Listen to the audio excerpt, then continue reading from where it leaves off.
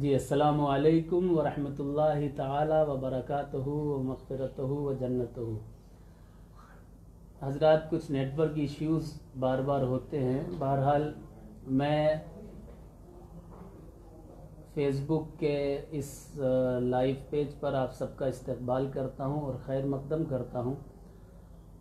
آج آپ سب کے اسرار پر پیر طریقت رہبر راہ شریعت حضرت علامہ الحاج قاری سید محضر علی صاحب قبلہ کو دعوت دی ہے میں نے۔ بہت سارے مریدین کی یہ خواہش تھی کہ ان کو لائیو لایا جائے، میں نے آپ سب کی خواہش کا بھرپور طریقے سے اس کو پورا کرنے کی کوشش کی اور والد گرامی کو انوائٹ کیا ہے۔ آج کے پروگرام کا جو خاص موضوع ٹاپک ہے وہ ہے نعت کیسے لکھی جاتی ہے۔ اس کے تعلق سے بہت سارے سوالات کریں گے والد گرامی سے، اور نعت کے حوالے سے آپ نے کتنا سفر طے کیا، نعتیں کتنی کہیں اور نعت کیسے لکھی جاتی ہے، آپ کے استاد کون ہیں، نعت کے حوالے سے وہ ساری باتیں آپ سے عرض کروں گا، اور نعت کچھ جو فرمائشیں ہیں ان سے والد گرامی سے، وہ فرمائشیں بھی انشاءاللہ تبارک و تعالیٰ پوری کی جائیں گی۔ حضرات والد گرامی کے اول جو استاد ہیں وہ علامہ نیاز مداری مکن پوری ہیں۔ آپ کے آباء و اجداد حضرت نیاز مکن پوری کے وہ بلگرام کے رہنے والے تھے، اور پھر وہاں سے بلہور آ کر کے رہے۔ اس کے بعد چونکہ وہ نسلی طور پر مداری تھے، مدار پاک سے نسبتیں تھیں، تو وہ مکن پور شریف آ کر کے پھر بس گئے۔ اور حضرت قبلہ والد گرامی کی جو نعتیں پوری دنیا میں مشہور ہوئیں، ان میں دل ایک پل آرام نہ پائے وہ بھی اتنی رات گئے، اور اس کے علاوہ منقبت میں مدار ہی مدار ہے، غار سور ہے، اور مکڑی کے دیالے ہیں، بہت ساری نہ جانے کتنی نعتیں ہیں بے شمار جو لوگوں کی زبانوں پر ہیں۔ تو علامہ نیاز مکن پوری آپ کے پہلے استاد تھے، جنہوں نے کہا کہ نیاز جب تک ہے تیرا ساقی، تیری حکومت ہے میں کدے پر، ذرا پھری جو نگاہیں اس کی، نہ شیشہ تیرا نہ جام تیرا۔ حضرت نیاز مکن پوری کے وصال کے بعد حضرت سید معزز حسین ادیب مکن پوری سے شرف تلمس کیا، اور اس کے بعد علامہ ادیب مکن پوری کے سائے میں نعت خوانی کی، اور آج ان کے وسیلے سے میرے جیسے نہ جانے کتنے لوگ شاعری کرتے ہیں نعت کی، اور نعت دنیا بھر میں پڑھتے ہیں اور فیضان حاصل کرتے ہیں ان کے ذریعے سے۔ تو یہ فیضان علامہ نیاز مکن پوری اور علامہ ادیب مکن پوری جیسے عظیم شعراء کا ہے۔ نعت کیسے لکھی جاتی ہے، علامہ اشتیاق عالم واگل پوری صاحب نے کہا تھا کہ دل مچلتا ہے تو پھر نعت کہی جاتی ہے، دل مچلتا ہے تو پھر نعت کہی جاتی ہے، غم ابھرتا ہے تو پھر نعت کہی جاتی ہے، اور باغ طیبہ کی روش پر میرا طاؤس ہنر، باغ طیبہ کی روش پر میرا طاؤس ہنر رقص کرتا ہے تو پھر نعت کہی جاتی ہے۔ اور کہا کہ بھیگی پلکوں کے مسلح پہ جب اشکوں کا چراغ، بھیگی پلکوں کے مسلح پہ جب اشکوں کا چراغ شب میں جلتا ہے تو پھر نعت کہی جاتی ہے۔ نعت کہنا آسان نہیں ہے، بلکہ علامہ ادیب مکن پوری نے فرمایا تھا کہ یا رب مجھے وہ نعت کی توفیق عطا ہو جو رتبہ آقا سے نہ کم ہو نہ سوا ہو۔ نعت کہنا وہ تلوار کی دھار پر چلنے کے برابر ہے، اس کے مترادف ہے، اور وہ بڑے خوش قسمت ہیں جو نعت کہا کرتے ہیں۔ حضرت حسان رضی اللہ تعالیٰ عنہ وہ نعت کے شاعر تھے۔ حضرت عائشہ سے ایک حدیث مروی ہے، آپ فرماتی ہیں وضع رسول اللہ صلی اللہ علیہ وسلم ممبرا لحسانہ، حضرت حسان کے لیے رسول اللہ نے خود ممبر کو تیار کیا، اور آپ فرمایا کرتے تھے، حضور صلی اللہ علیہ وسلم فرماتے تھے ان اللہ اید حسان بروح القدس، اللہ تعالیٰ حسان کی مدد اس وقت جب حسان نعت کہتے ہیں یا پڑھتے ہیں تو اللہ تعالیٰ ان کی مدد جبریل کے ذریعے کروایا کرتا ہے۔ تو نعت بہت عظیم چیز ہے، نعت بہت بڑی چیز ہے۔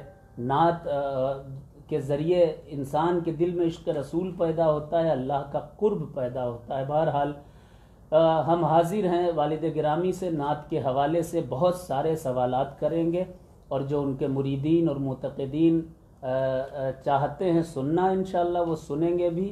میں سب سے پہلے والد گرامی سے یہ عرض کرنا چاہتا ہوں کہ آپ نعت کے حوالے سے یہ عوام کو بتائیں کہ سب سے پہلی نعت کس نے لکھی، اور پہلے کے جو نعت کہنے والے شعراء ہیں ان شعراء میں اور آج کے شعراء میں فرق کیا ہے۔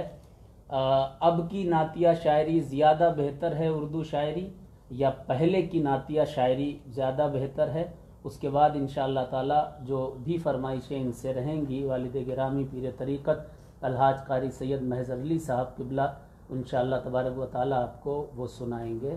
آپ حضرات مخاطب ہوں۔ حضور پیر طریقت سید محضر علی صاحب قبلہ وقاری مداری۔ السلام علیکم ورحمۃ اللہ وبرکاتہ۔ رمضان المبارک کا پہلا عشرہ مبارک ہو، اللہ تعالیٰ اس کی برکتیں عطا فرمائے، اور پروردگار عالم اس پورے عالم سے جو یہ بلا عالم پر مسلط ہے، اللہ تعالیٰ اس بلا سے اس پوری کائنات کو رہائی عطا فرمائے۔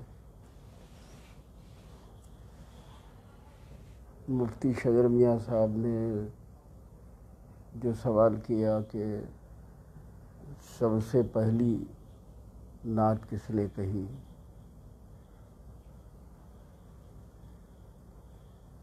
سب سے پہلے نعت کہنے والا جو ایک عظیم فرد ہے وہ خاندان رسالت ہی کا ایک فرد، جس کو دنیا ابو طالب کے نام سے جانتی ہے۔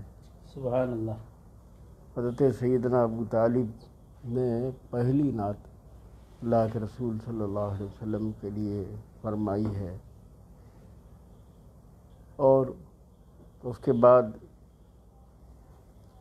اصحاب میں رخیر نے لکھا ہے کہ تقریباً 800 صحابی ایسے تھے جو نعت کے شعر کہتے تھے، اللہ کے رسول صلی اللہ علیہ وسلم کے لیے قصائد کہا کرتے تھے۔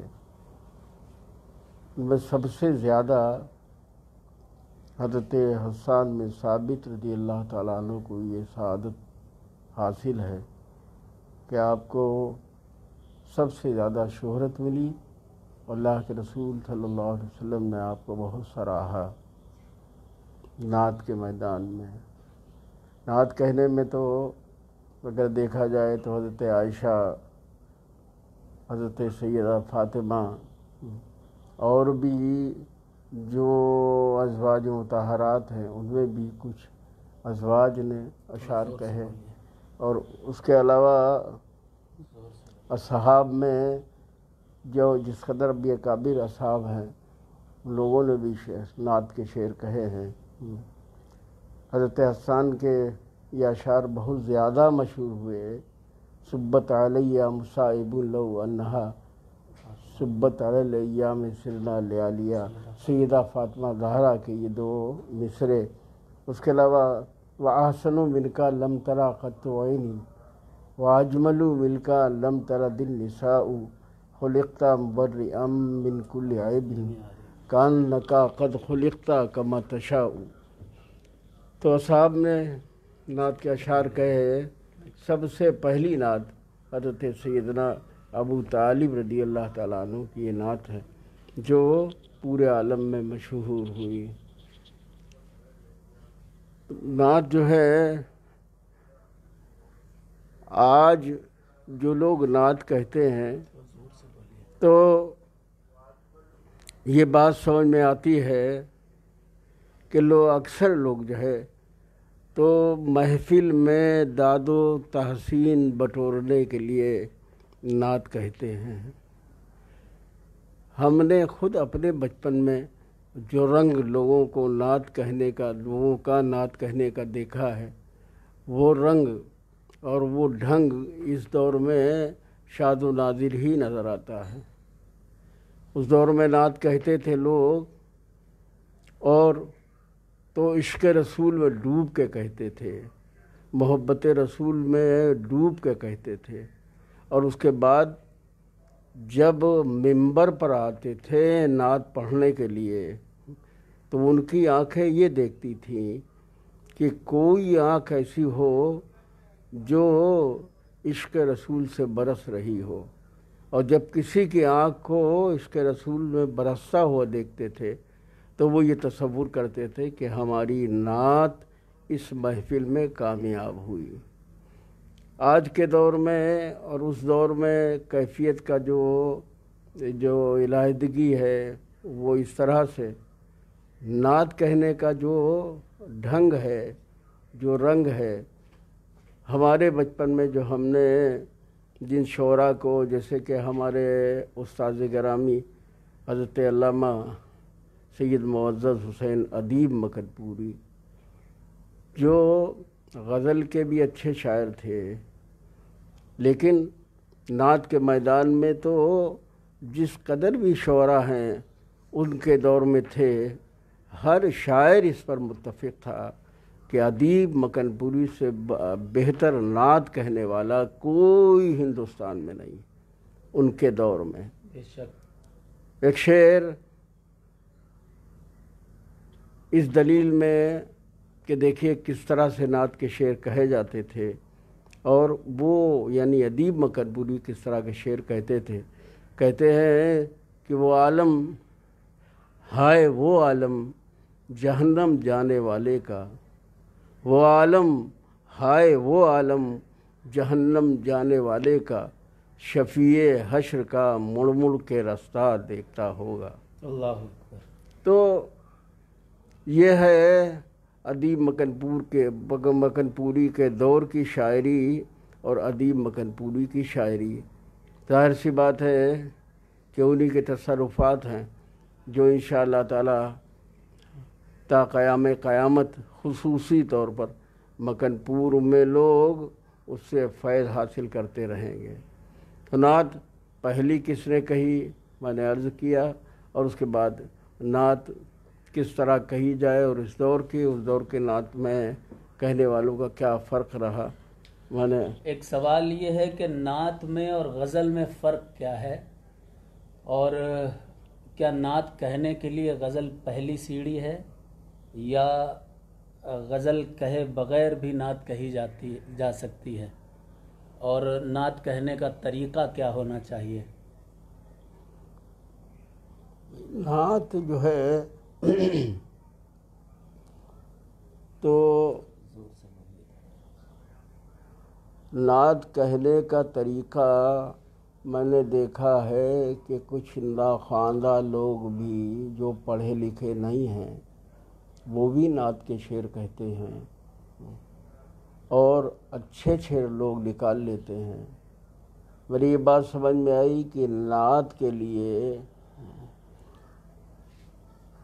کوئی بہت بڑے عالم ہونے کی ضرورت نہیں ہے، بلکہ نعت کے لیے کم سے کم آدمی کے ایک مومن کے دل میں محبت رسول ہونا چاہیے۔ اگر کسی کے سینے میں محبت رسول کم سے کم ہے تو اس کو اللہ تبارک و تعالیٰ کی طرف سے نعت کہنے کی توفیق مل جاتی ہے، اور وہ لوگ نعت کہہ لیتے ہیں۔ حالانکہ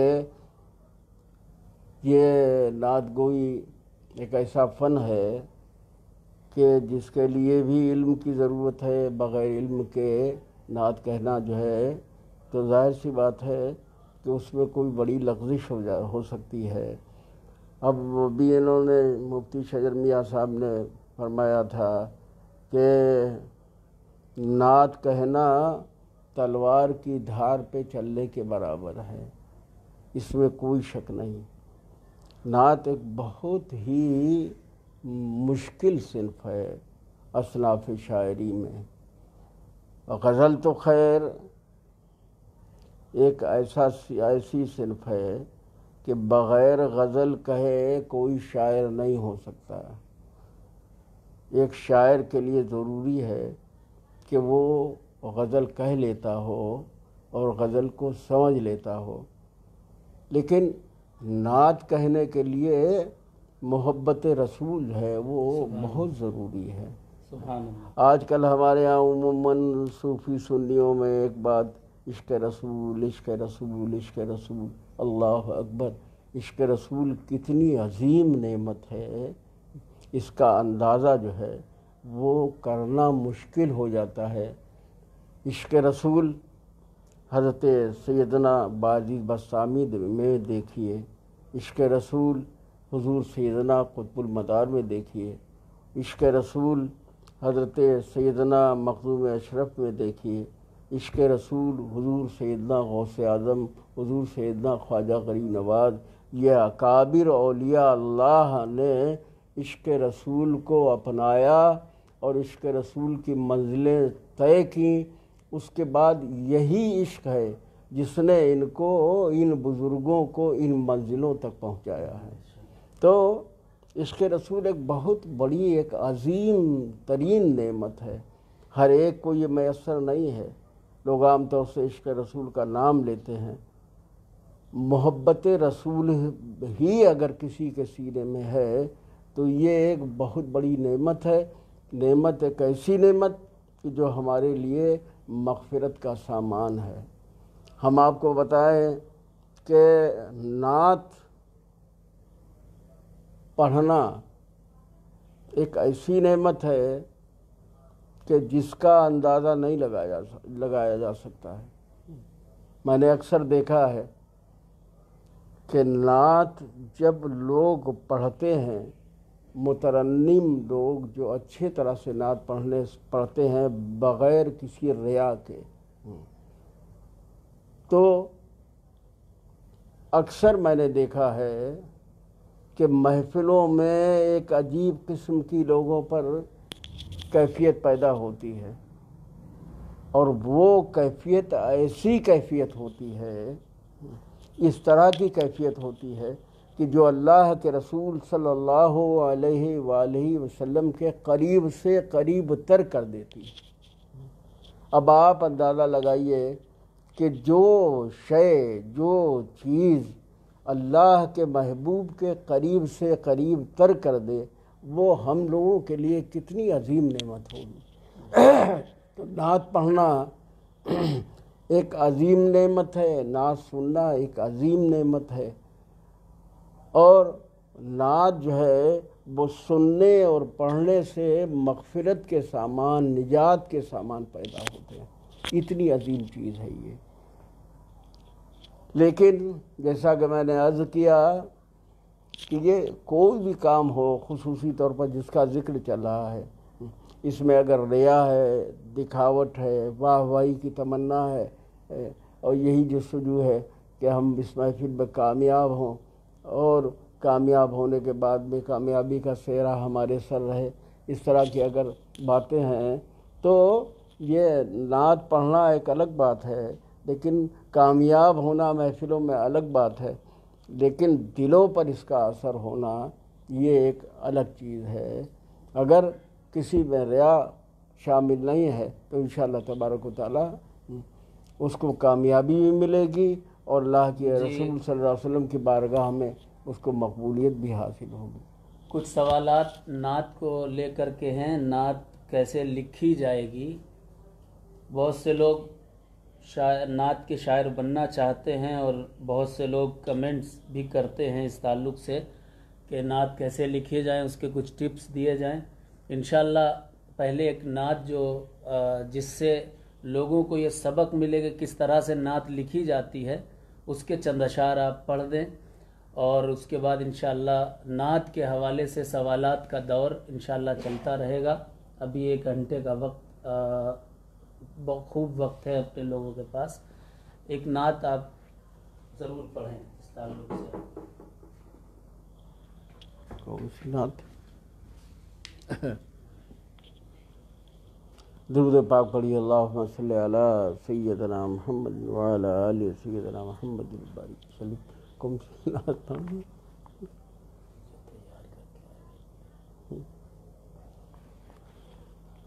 دیکھیے رمضان کا مہینہ ہے اور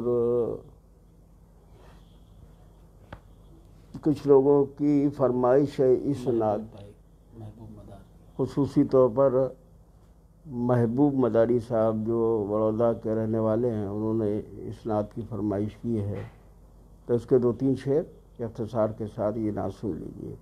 درود پاک پڑھیے، اللہم صلی علی سیدنا محمد وعلی آل سیدنا محمد البارک وسلم۔ صلاۃ و سلام علیکہ یا حبیب اللہ یا رسول اللہ صلی اللہ علیہ وآلہ وسلم۔ کاش آقا نے مجھے در پہ بلایا ہوتا، کاش آقا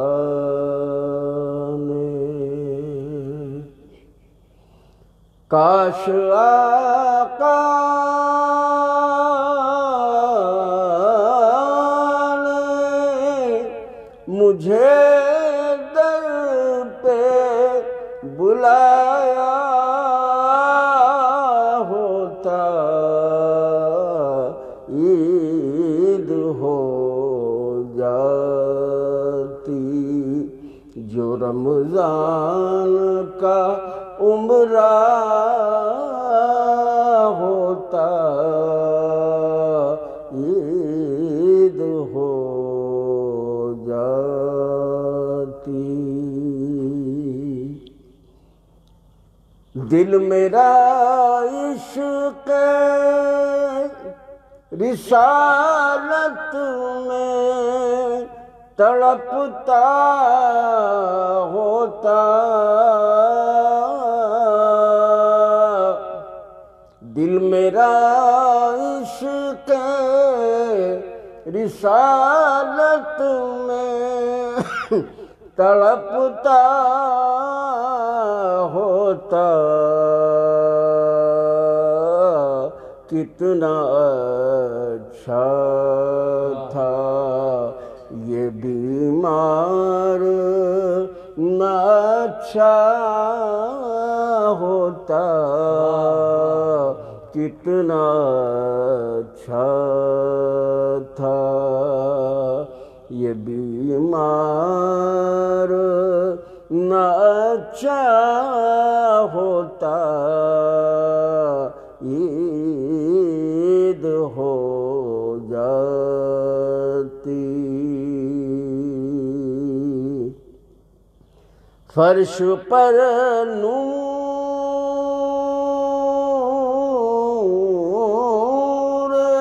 مجسم کا بھی سایہ ہوتا،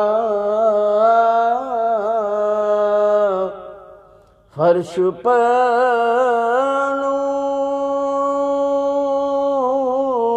نور مجسم کا بھی سایہ ہوتا، آپ ہم جیسے اگر ہوتے تو ایسا ہوتا، آپ ہم جیسے، اور میری میٹھی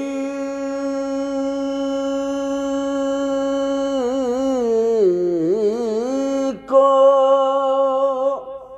جو مل جاتی مدینے کی زمین، میری میٹھی کو جو مل جاتی مدینے کی زمین اپنی تقدیر سے، پھر کوئی نہ شکوہ ہوتا اپنی تقدیر سے۔ حشر کا روز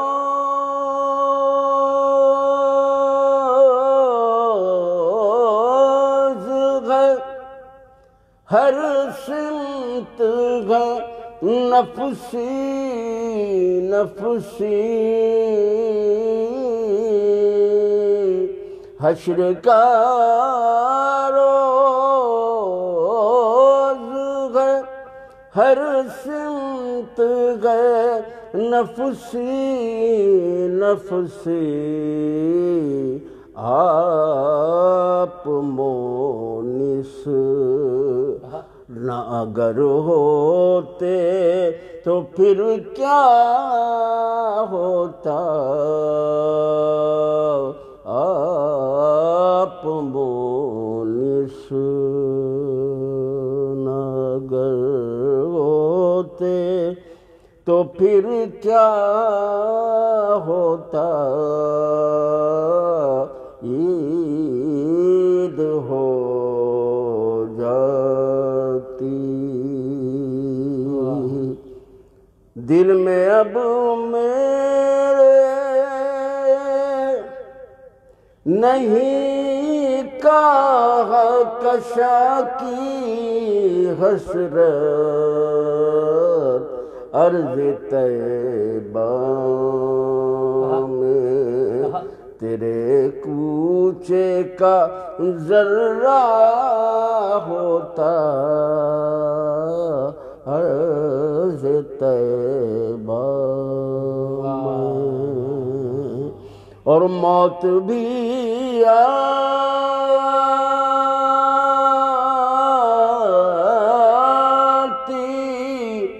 تو اس طرح سے آتی محض، موت بھی آتی تو اس طرح سے آتی محض، آپ کا جلوہ نگاہوں میں سمایا ہوتا، آپ کا جلوہ نگاہوں میں سمایا ہوتا، عید ہو جاتی۔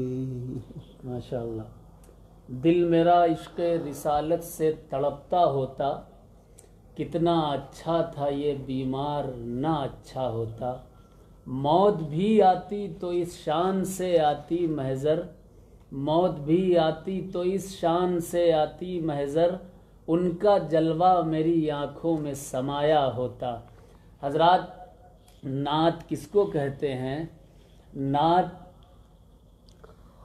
اس چیز کو کہتے ہیں، اس فن کو کہتے ہیں جس میں رسول اللہ صلی اللہ علیہ وسلم کا عشق اس طرح سے بیان کیا جائے کہ عشاق اس کو سن کر کے جھومیں۔ اس نعت کا ہر شعر قابل غور ہے، قابل سماعت ہے، دل کو اثر کرتا ہے۔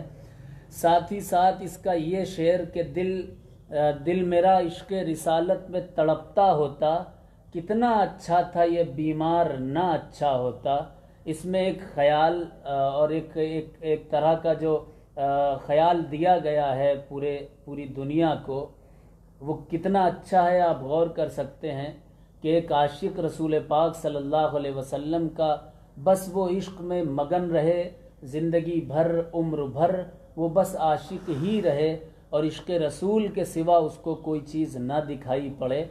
نعت کیسے کہی جاتی ہے، اس حوالے سے 2 سوالات میں والد گرامی سے کرنا چاہوں گا اپنے ناظرین کے لیے۔ پہلا سوال یہ عرض کرنا ہے کہ مصرع کس کو کہتے ہیں، اور ردیف اور قافیہ کس کو کہا جاتا ہے، کہ جو نعت کی بنیاد اور نعت جس طریقے سے جن کی بنیاد پر کہی جاتی ہے، تو مصرع کسے کہا جاتا ہے وہ ناظرین کو بتائیں، اور ردیف اور قافیہ کیا ہوتا ہے وہ ناظرین کو بتائیں۔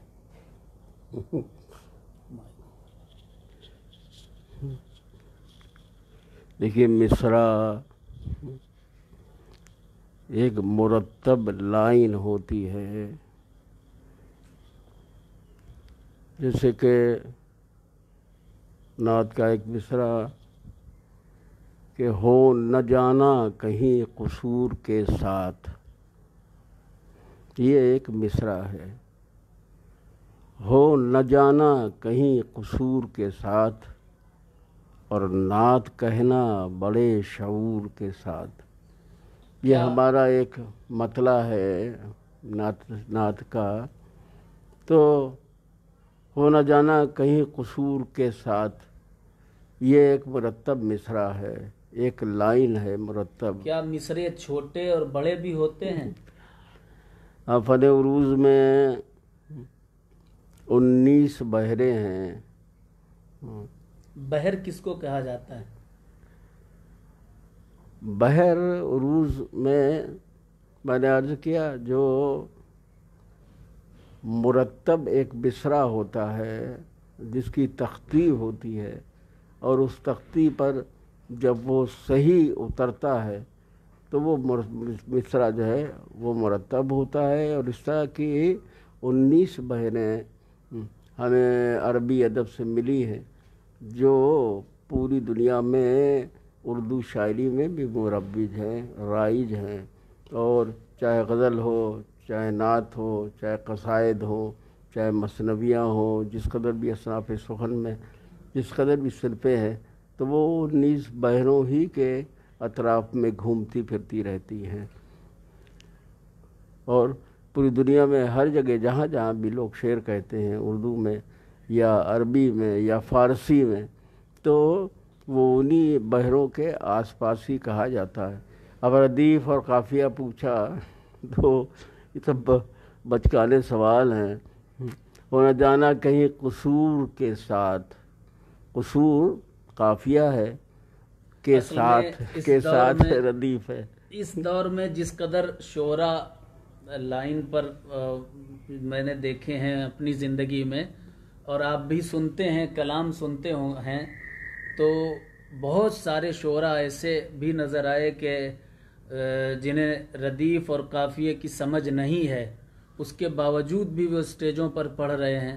اور بہت سے شعرا ایسے بھی ہیں جنہیں اردو بھی نہیں آتی ہے، اور اس کے باوجود وہ اردو نعت پڑھتے ہیں، اردو غزل کہتے ہیں، اور وہ اسٹیجوں پر نظر آتے ہیں اور واہ واہی بھی لوٹتے ہیں، جبکہ نہ وہ کئی جگہ پر ان کے مصرعے بھی بحر سے خارج ہوتے ہیں، کئی جگہ پر ردیف اور قافیے کی بھی تمیز انہیں نہیں ہوتی ہے۔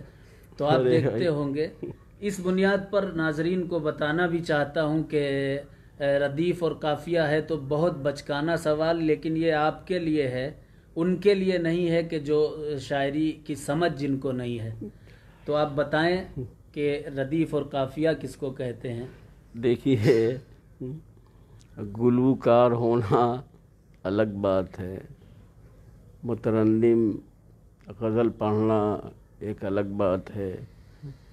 تو شاعری گلوکاری کا نام نہیں ہے، شاعری ایک بہت عظیم فن ہے۔ اور میں نے اپنے بزرگوں سے سنا ہے کہ یہ اللہ کی عطا ہے۔ کوئی اگر خود شاعر بننا چاہے تو پھر اس سے اس قسم کی حرکتیں ہوتی ہیں کہ وہ نہ اسے بحر کی خبر ہوتی ہے، اور نہ وہ اس کو شاعری کی کوئی تمیز ہوتی ہے۔ تو یہ تو مترنم جو لوگ ہیں اور جو گلوکار ہیں، ان کا معیار الگ ہے، شاعری ایک الگ چیز ہے۔ میں نے پہلے اول ایک بات عرض کی تھی کہ میں نے دیکھا ہے کہ ناخواندہ لوگ بھی اچھے شعر کہہ لیتے ہیں، اچھے شعر نکال لیتے ہیں. تو ابھی کیا ہے، یہ گاڈ گفٹ خدا کی طرف سے ہے. یہ شاعری کی ودیت ہوتی ہے، خدا عطا کرتا ہے. اصغر گونڈوی اللہ اکبر کتنا عظیم شاعر ہے، اس کا دیوان پڑھو، ان کی شاعری پڑھو تو یہ لگتا ہے کہ کوئی بہت بڑا عارف ہے جو شعر کہہ رہا ہے.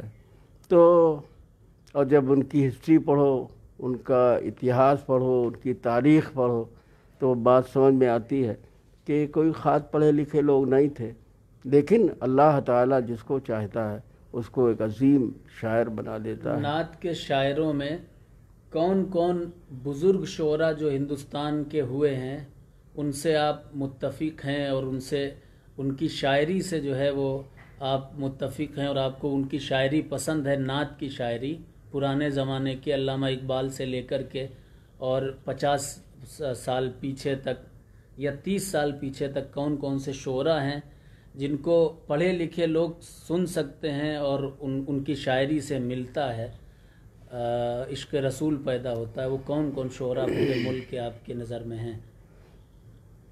ہم جب ممبروں پر، سنی ممبروں پر، میلادوں میں، مشاعروں میں، نعتیہ مشاعروں میں، اجلاس میں جاتے تھے، اس دور میں بہت سے شعراء تھے جن کا پورے ہندوستان میں چرچا تھا.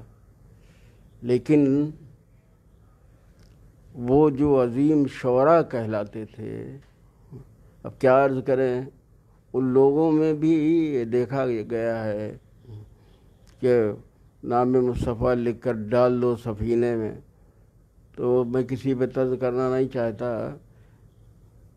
تو ان کی شہرت ضرور تھی، ایسے بہت سے شعراء کی جو بہت زیادہ اچھالے جاتے تھے. تو جوہلا جو ہوتے تھے وہ اس طرح کے اشعار سن کر کے ہا ہو کرتے تھے. لیکن شاعری کا اگر شاعری دیکھی جائے تو میں نے دیکھا ہے اجمل صاحب بھی بہت اچھے شعر پڑھتے تھے، کہتے اجمل تھے. سلطانپوری صاحب، سلطانپوری صاحب ماشاء اللہ. اس کے علاوہ بیکل صاحب پڑھتے بہت اچھا تھا. یہ دونوں لوگ بہت اچھا پڑھتے تھے اور کہیں تک شعر کہنے کی بھی صلاحیتیں تھیں.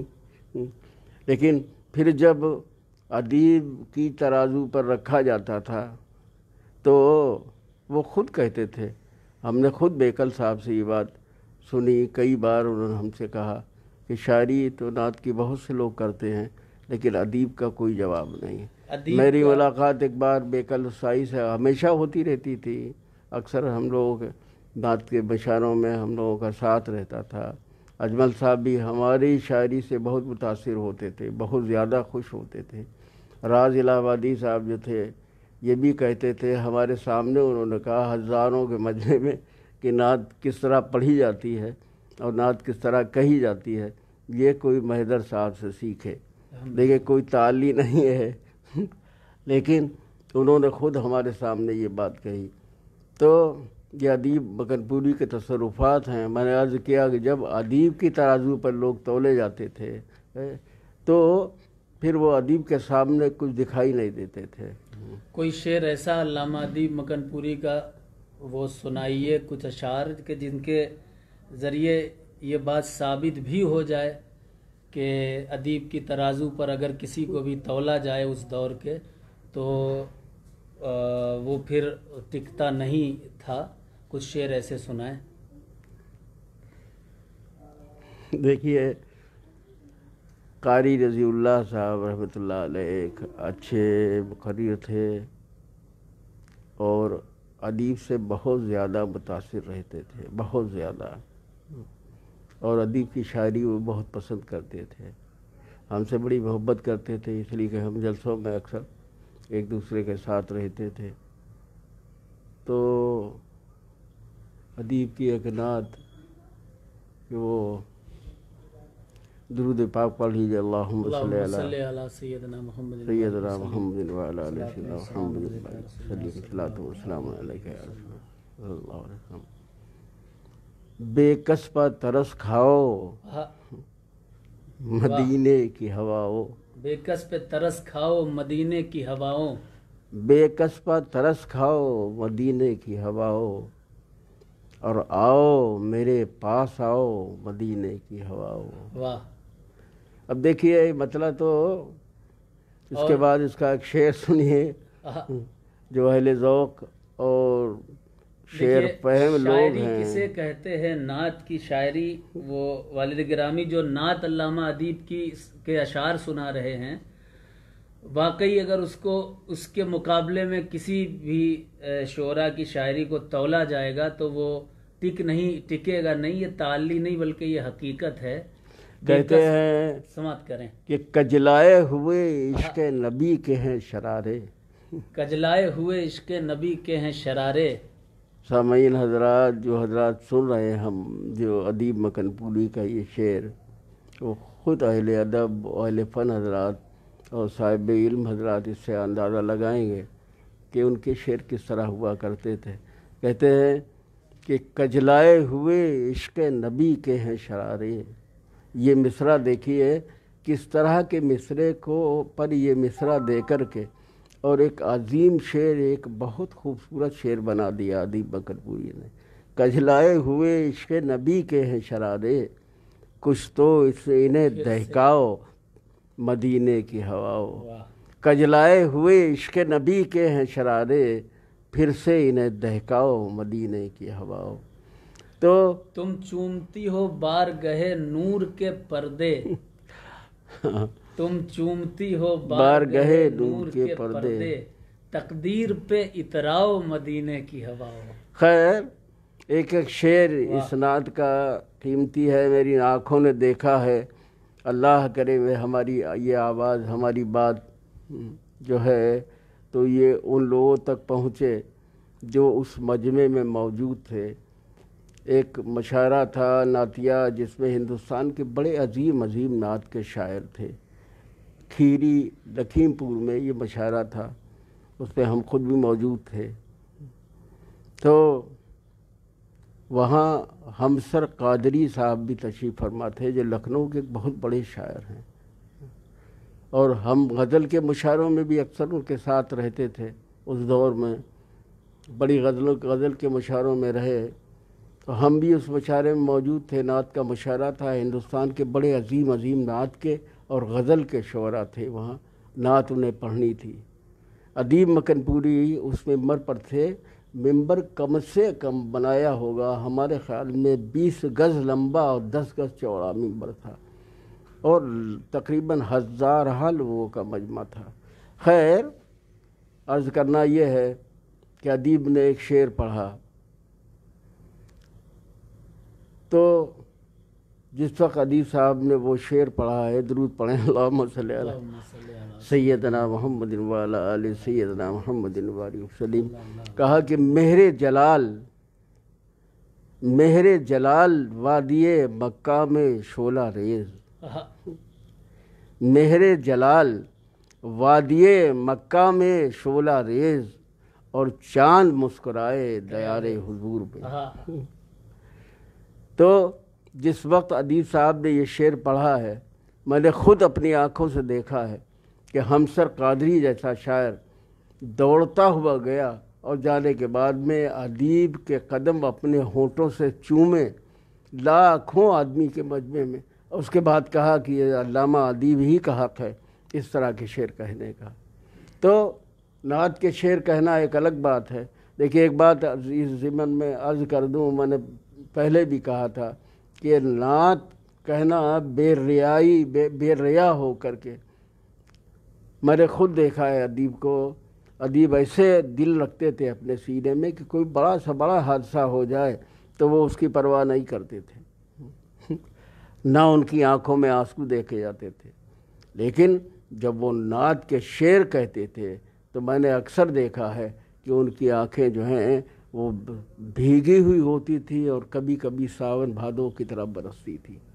तो नात कहना जो है, इस ढंग से अगर नात कही जाती है तो फिर नात ही होती है।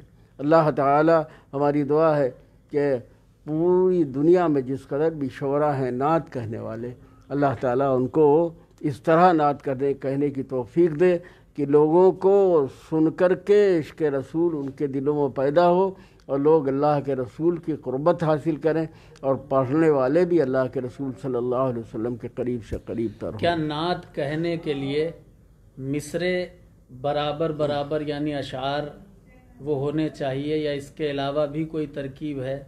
گیت کی طرز پر نعت کہی جا سکتی ہے یا نہیں کہی جا سکتی ہے؟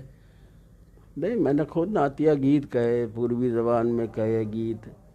ایک میرا گیت تو کئی زبانوں میں ہے، فارسی میں کچھ مصرے کہے، اس کے علاوہ بھوجپوری میں ایک منقبت کے جو ہمارے پاس ہے، اس میں کئی زبانوں میں ہم نے منقبت کہی ہے۔ گیت جو ہے، نعتیہ گیت کہنے کا رواج بہت پہلے سے چلا آ رہا ہے۔ میں تو یہ سمجھتا ہوں کہ چشتیہ سلسلے میں خصوصی طور پر امیر خسرو کو دیکھیے کہ ان کے ہاں آزاد جو مصرے ہیں اور ان کی جو شاعری ہے بے شک تو بڑے سوز و گداز والی شاعری ہے، اور ہر چند کے ان کے ہاں بھی یہ بات دیکھی جاتی ہے، جب فارسی کے وہ شعر کہتے ہیں، جب شعر کہنے پہ آتے ہیں تو ظاہر سی بات ہے کہ کہیں بھی لوچ کوئی نظر نہیں آتا ہے، لیکن جب وہ گیت کی شاعری کرتے ہیں تو اس کو ہم گیت ہی سمجھتے ہیں۔ تو اس طرح سے بزرگوں نے، جو عظیم ترین بزرگ ہیں، ان لوگوں نے بھی گیت کے انداز میں شعر کہے ہیں، ہندی میں اشعار نعت کے کہے ہیں، پوروی میں اشعار نعت کے کہے ہیں۔ اس کے علاوہ ہمارے اساتذہ نے بھی پوروی میں نعت کے اشعار کہے، ہم نے بھی ان سے سیکھا اور نعت کے شعر کہے۔ تو اس میں یہ ہوتا ہے کہ کہیں کہیں بحر کی قید ہو تو بہت بہتر ہے، اگر کہیں بحر کی قید نہیں ہے اور کوئی مصرع اگر بے بحرہ ہے تو اس کو معیوب نہیں سمجھا جاتا تھا، اور آج بھی نہیں سمجھنا چاہیے۔ حضرت علامہ اقبال، حضرت بیدم شاہ وارسی رحمۃ اللہ علیہ، ہاں، یہ اچھے شعراء میں گزرے اور وہ شعراء کہ جو غزل بھی کہتے تھے اور نعت بھی، لیکن زیادہ تر یہ دیکھا گیا ہے کہ جنہوں نے غزلیں کہی ہیں ان کے لیے نعت کہنا بہت مشکل ہوتا تھا، اور آج بھی جو غزل کے زیادہ تر رنگے مجے شعراء ہیں وہ نعت کہنے میں بڑی مشکل انہیں ہوتی ہے۔ اس کی وجہ کیا نظر آتی ہے اور کیوں ایسا ہوتا ہے؟ مجھ سے بھی بہت سارے شعراء جو غزل کے ہیں انہوں نے کہا کہ جب نعت کہنے بیٹھتے ہیں تو لگتا ہے کہ بس بڑی مشکل پیش آ گئی ہے۔ اس کی وجہ کیا ہو سکتی ہے؟ ارے بھائی، غزل جو ہے ایک دور تھا جو گل و بلبل، رخسار و حسن و جمال یہ اس دائرے میں تھی۔ آج کی غزل کا بھی عالم ہے کہ اس کو اس قدر آفاقیت حاصل ہے کہ گھریلو زندگی سے لے کر کے سیاسی زندگی تک اور تمام عالم آفاقیت اس قدر اس غزل میں پیدا ہو گئی ہے۔ تو غزل جو ہے تو چونکہ اس میں آفاقیت ہے، اور غزل کہنا تو شعراء کے لیے، جو اچھے شعراء ہیں ان کے لیے کوئی مشکل نہیں ہے، لیکن نعت کہنا اس لیے مشکل ہے کہ اس میں جو قید و بند ہیں وہ ہر ایک کے بس کی بات نہیں ہے۔ نعت اگر کوئی عالم کہے، کوئی اچھا عالم کہے تو وہ نعت ہوتی ہے۔ اخلاق احمد صاحب نے پوچھا کہ جو الفاظ دل سے نکلتے ہیں محضر، مچلتے لبوں پر ہیں وہ درد بن کر، مناقب، اس کے آگے کا مصرع ہے، مناقب کہوں مجھ کو توفیق دیجے، میرے آقا میری تمنا یہی ہے۔ جی یہ ہے۔ اور ایک صاحب نے فرمائش کی ہے کہ دل ایک پل آرام نہ پائے، وہ بھی اتنی رات گئے کہ کچھ شعر پڑھ دیے جائیں۔ اور چونکہ یہ پروگرام نعت کیسے لکھی جاتی ہے اس کے تعلق سے یہ پروگرام ہے، تو میں یہ بھی پوچھنا چاہتا ہوں، میں نے ابھی پوچھا کہ اس میں مصرے ہوتے ہیں، ردیف اور قافیہ کیا ہوتا ہے، بحر کس کو کہا جاتا ہے، اور کیا آزاد شاعری اردو نعتیہ شاعری میں بھی موجود ہے، کون کون سے شعراء وہ معتبر ہیں اور ان کی شاعری سنی جاتی ہے پوری دنیا میں، اور ان کے شعر وہ بحر سے لے کر کے جو جتنے بھی لوازمات شاعری کے ہیں ان تمام لوازمات میں وہ کھرے اترتے ہیں۔ یہ تمام سوالات والد گرامی سے ہوئے الحمدللہ۔ اب دو تین شعر جو کہ وقت بہت کم رہ گیا ہے، نعت پاک کے ایک صاحب نے فرمائش کی دل ایک پل آرام نہ پائے کی، لیکن چونکہ بھوجپوری اور پوربی نعت کی بھی فرمائش ایک صاحب نے کی ہے کمنٹ میں، تو میں والد گرامی سے ان کی پوربی نعت کے کچھ شعر وہ سننا چاہتا ہوں۔ بہت سارے مریدین سوراشٹر کے، گجرات کے اور گونڈا ضلع کے اور دوسرے ضلعوں کے، دوسرے شہروں کے نظر آ رہے ہیں، بچراواں وغیرہ اور دوسرے شہروں کے، دہلی وغیرہ کے اور ممبئی کے، یہ تمام جس قدر بھی لوگ کمنٹ کر رہے ہیں، بریلی اور بہیڑی اور اس کے اطراف کے بھی جو جتنے لوگ ہیں، تو ان کی بھی جو فرمائشیں ہیں، وقت چونکہ بہت کم ہے، انشاءاللہ پھر آگے دیکھا جائے گا۔ بھوجپوری یا پوربی کوئی نعت جو ہے اس کے چند اشعار آپ سنا دیں۔ درود پاک اللہم صلی علی سیدنا محمد وعلی آل محمد وبارک وسلم قدر حسنہ جمالی۔ دو تین شعر۔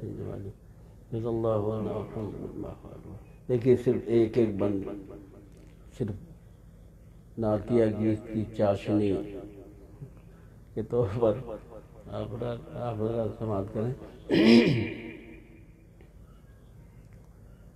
دیکھیے یہ نعت ہمارے بزرگوں کو بہت پسند تھی، اور اس نعت کو لوگ سنتے تھے تو بڑی کیفیت محسوس کرتے تھے۔ آپ حضرات بھی سماعت کریں ہیں۔ کب سے ترست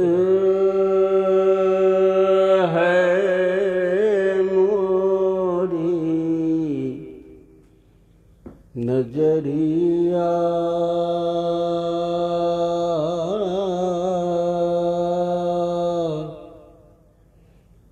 کیسے آؤں میں طیبہ نگریہ۔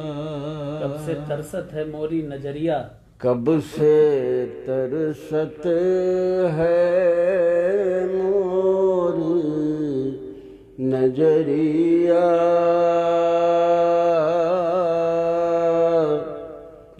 کیسے آؤں میں طیبہ نگریہ۔ کیا کہے جو بتھا ہے ہماری، دیکھ لے جو دشا ہے ہماری۔ کیا کہے جو بتھا ہے ہماری، دیکھ لے جو دشا ہے ہماری۔ کہیو آقا سے اوری بیریہ، کیسے آؤں میں طیبہ نگریہ۔ دیکھیے میں نے عرض کیا ایک دوسرے گیت کے ایک بند سنیے، چھوڑو تھوڑا سا، کہ تمرو سہارا ہے نبی جی، تمرو سہارا ہے، تمرو سہارا ہے نبی جی، تمرو سہارا ہے۔ ندیا گہری نیا ٹوٹی، دور کنارہ ہے،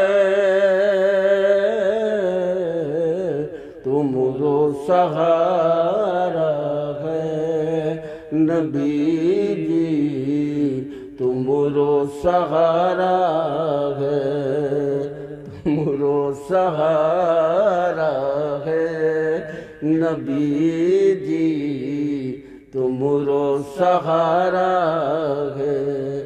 گیت سنائے کس کو من کے، میت ہو تم ہی سب دکھین کے۔ گیت سنائے کس کو من کے، میت ہو تم ہی سب دکھین کے۔ تمرے سوا اے شاہ مدینہ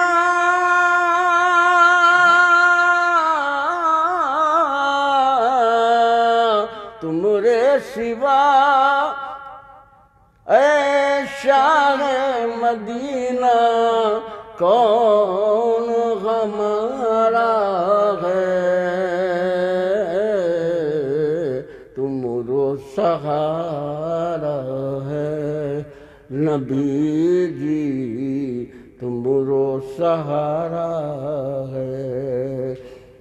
ندیا گہری نیا ٹوٹی دور کنارہ ہے،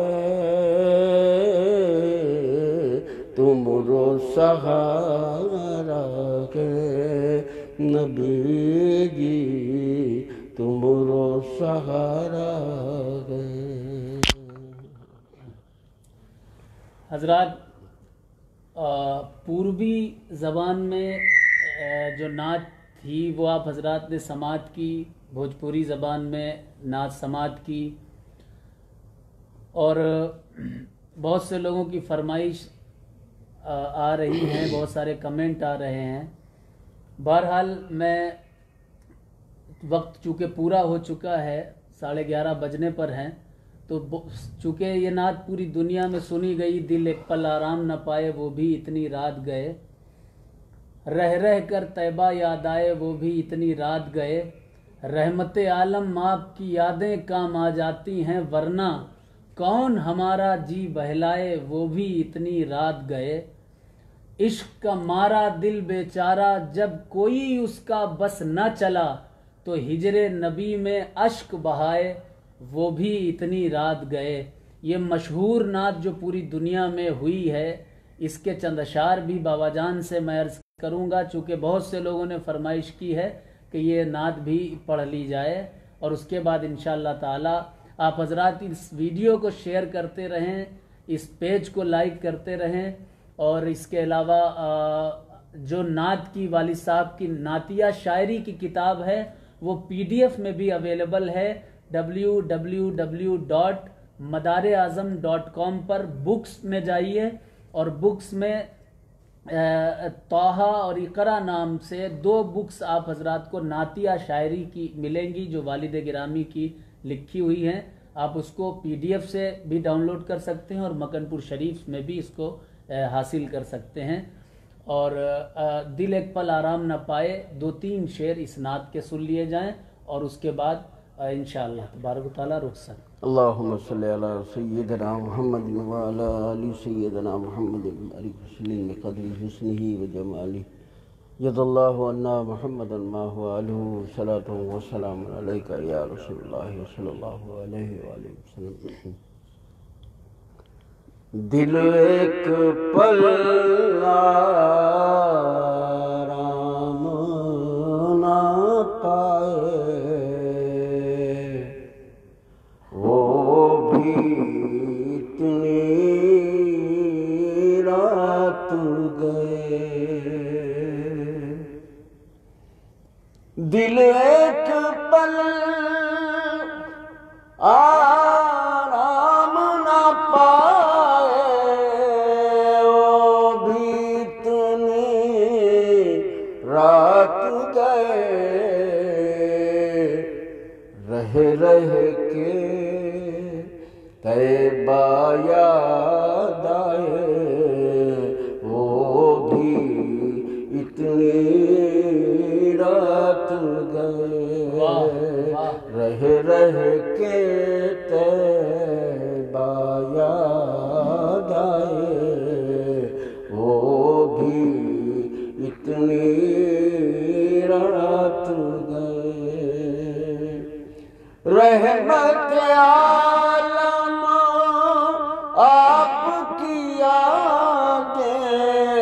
رحمت عالم آپ کی یادیں کام آ جاتی ہے، ورنہ